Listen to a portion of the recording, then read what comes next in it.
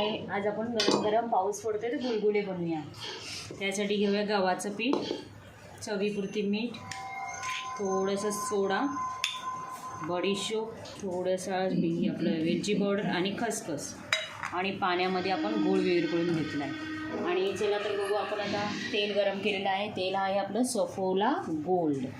तर आता तेल गरम करत ठेवलं आहे. पुढची प्रोसिजर तयार करूया. रुख साईड हे आपण चवीपुरती मीठ टाकूया, हा सोडा आणि हे वाटण हे जरासं सर्व असं मिक्स करून घेऊया.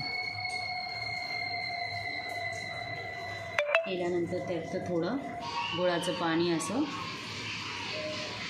सर्वत्र टाकून बघूया, असं मिक्स करू. बस तर 4-5 तासासाठी हे झाकण ठेवून घेऊ. आता हे तयार पीठ आहे. रुख हो असे गरम गोल असं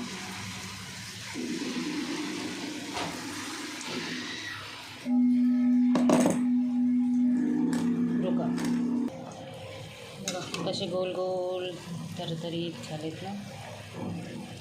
हे आपले गरम गरम गुलगुले तयार.